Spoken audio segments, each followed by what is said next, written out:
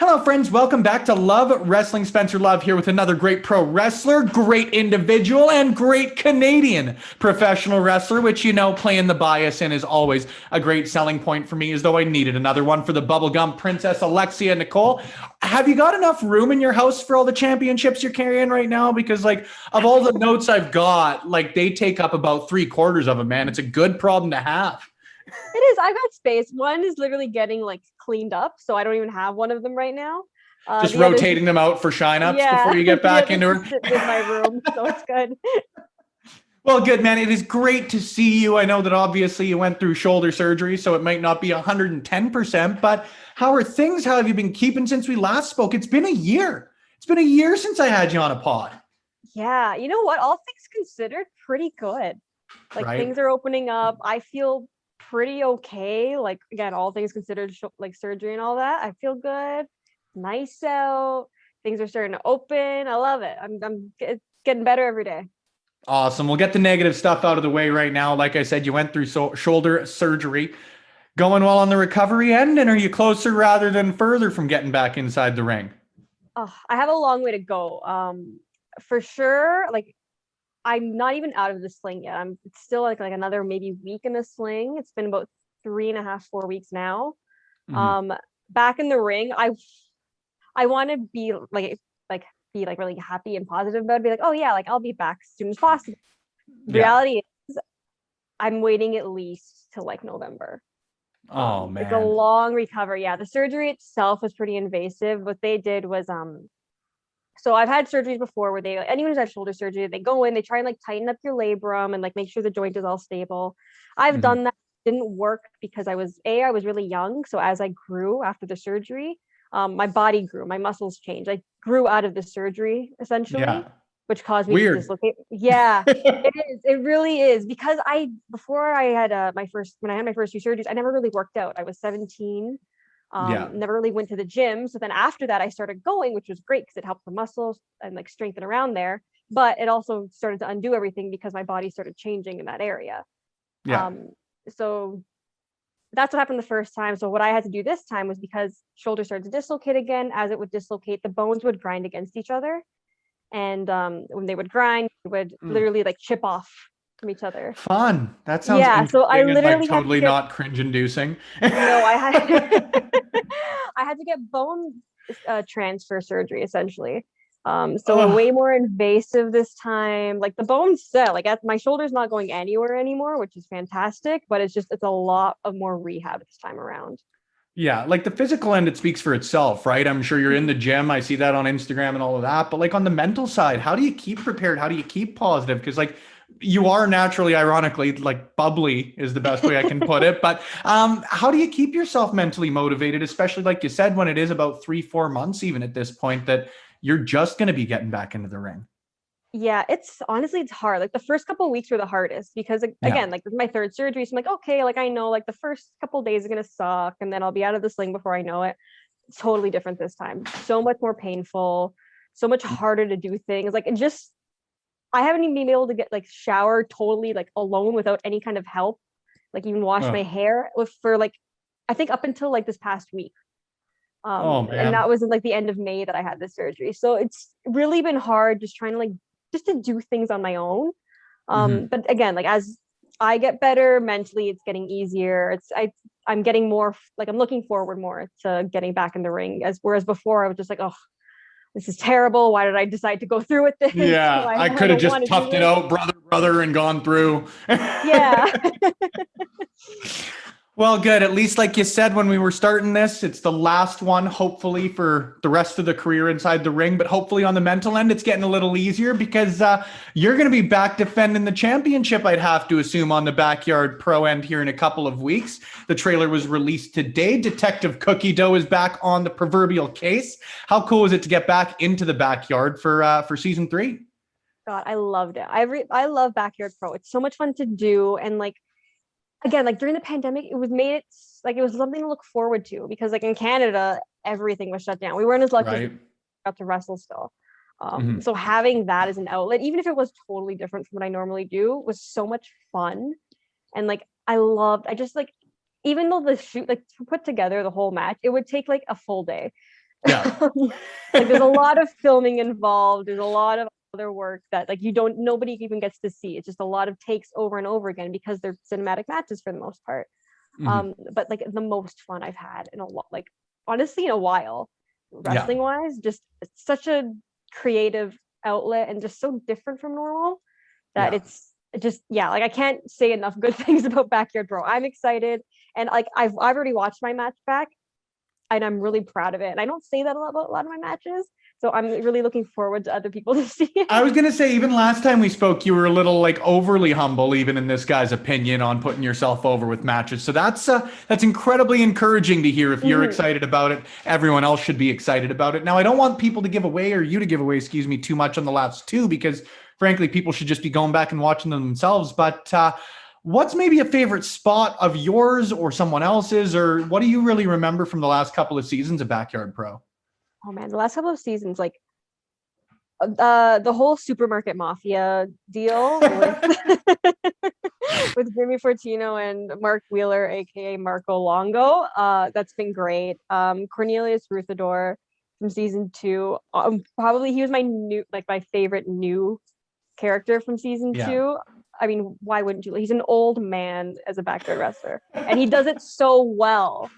Yeah. It's really great. Like I can't put him over enough. How what he became a 60-year-old man. He's like in real life the most in shape, like active, fit person you'll ever Definitely meet. not 60-year-old man kind of Definitely guy. not 60-year-old man. But the second he gets those glasses on and he puts the accent on, I'm like, what happened? Who Yeah. are you? But yeah, and like the dancing weapon, amazing. For myself, like just the transformation of Detective Cookie Dough from the first season to the second season was great. Um, yeah, I can gush about Backyard Pro all day. Well, and I'm sure you can gush as well about the Ontarian wrestling scene, because you mentioned Josh, like Holden Albright, Fuerza, Von Vertigo, like the list goes on, man. But what do you feel has the Ontario wrestling scene so great right now, for lack of a better way to put it? Like, it's a lot of good people, it's a lot of good pro wrestlers. Like, just sing the praises of the scene, I guess. Mhm. Everyone is so hungry, especially right now, that Yeah.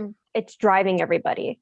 Like we've been lucky that we can kind of start training a little bit more now, so I get to see it on with other people, and everyone's so driven right now, and everyone's improving. They've really taken this time off to Yeah. improve themselves physically, mentally, in the ring, their bodies, everything. Mhm. And I really think that's a really good thing for Ontario, because I feel like we were getting kind of looked over. Canada in general gets looked over a Yeah. lot. Um, but this whole group of guys in Ontario, guys and girls in Ontario, and all across Canada, we've just gotten hungrier during the pandemic and been working harder. And I'm so excited for the rest of the world to see that. How much does having a guy like Josh help out with that? Because obviously the guy's made his name and like planted his flag as one of, if not the Canadian wrestler on the scene right now. So to have him involved in something that maybe people read, oh, backyard professional wrestling is the antithesis of what I want to watch. How much does it have something like Josh involved, or guys like that involved? Like, how much does, I guess, it push it forward? It helps a lot because like it brings new eyes to the product. Like yeah, I was on Impact for like a few matches, but with Josh, he's signed there. He's the X Division champion. He really brings over that audience. It helps other people see it, and he also he's really helpful because he can provide that advice that helps everyone else out. Yeah. Like he'll watch everything back with you, and he'll give you his advice, and he'll tell you what you can improve on, and that's really really helpful just to have someone like that helping you out. Now, someone else on the Impact end that I was really excited to ask you about. How cool is it to see Taylor Wilde back in the ring? Oh my god, it's so cool. I'm so happy for her. Like it makes me happy to see her again. Because like yeah, like the last time I saw her, she was training me, like when I was starting out. And so it's Yeah. really good to see, and like she hasn't missed a beat. So that's Right? awesome. Yeah. And it's just good to see her having fun, still killing it. And like it just to yeah, like it's cool to see your trainer do things. Really cool. How much do you guys keep in contact? Because, like, again, maybe graduation isn't the right way to put wrestling school. Most wrestlers will continue to go to wrestling school, but like, how often do you guys keep in touch? How often do you pick her brain on your professional wrestling or otherwise? I'd say like we're not all like talking constantly, but I'd say like every few months we'll just like kind of check in on each other, see what's going on. Yeah, and she'll like again, like she's my wrestling mother essentially. She'll give me advice, she'll tell me what to do. If I have a question, I can ask her, so that's always great. Have you guys ever had an official match? Like I'm certain you guys have locked up when you're training and that sort of stuff, but ever had a one-on-one? We have not, and I've asked people to do it, but no one's gotten around to it yet. Well, if we got to get it booked out here in Alberta, then maybe if that's what we got to do, we got to do.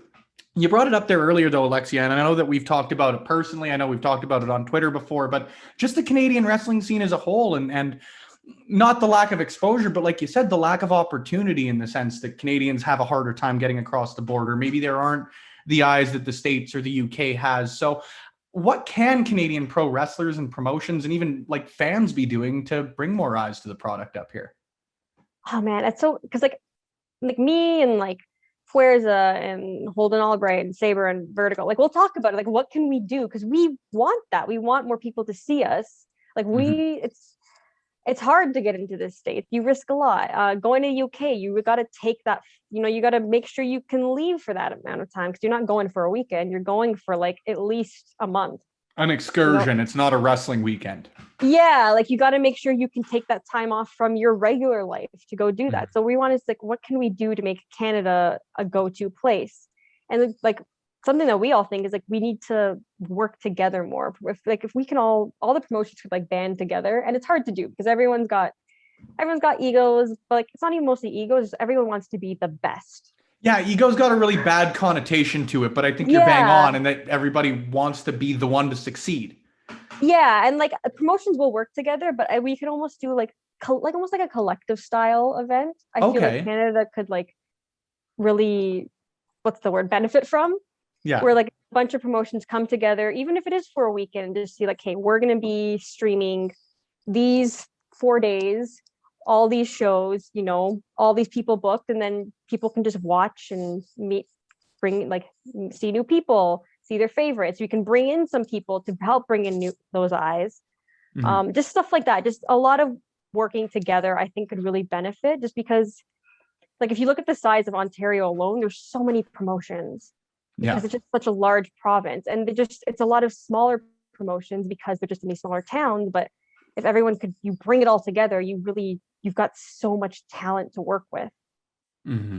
Now, obviously, with the injury notwithstanding, it'll be pretty hard to plan goals inside the wrestling ring and that for the rest of the year. But what are your goals coming up? Is it maybe get on commentary, do something else in the wrestling side of things, or how do you see things going? Excuse me, for the next little bit for you. I mean, like my goal for the end of the year is to be back in the ring, like 100%. I think that's my main goal, but yeah, I would love to try commentary, managing.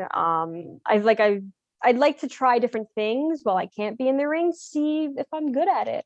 I've done Yeah. commentary once and it wasn't even recorded. It was literally just to like fill out time. I'm here and I forgot my gear in the car, so let's get me doing something. Yeah.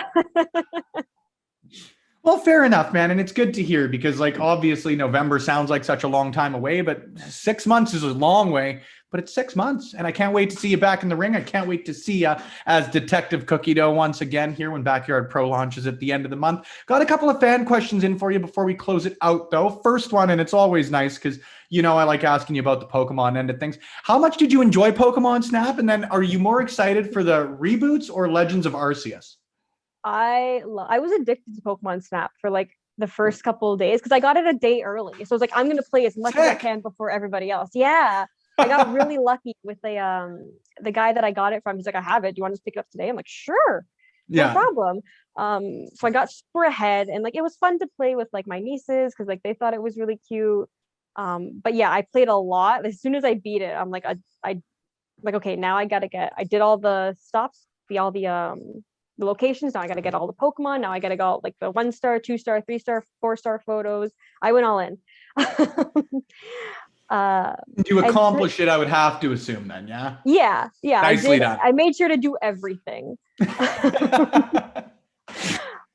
In terms of, I think I'm looking more forward to Arceus, but I'm 110% picking up the reboots, at least one of them. Like the Pokemon themselves, we got to catch them all, right? And then the last fan question I've got for you is from Brendan C. If you had to choose one to remain and one to destroy from history, Dumbo or Stitch? Oh, that's a hard one. Oh, ooh.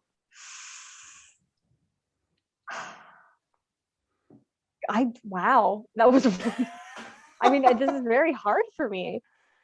I'm not even going to attempt to like interject. I'm just going to leave you to your thoughts on this one. I just love both so much.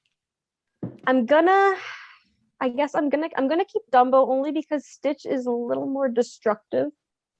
All right. In the interest of keeping your things safe, we're going with the elephant. I'm literally going with the baby elephant. He's a baby. He's not that.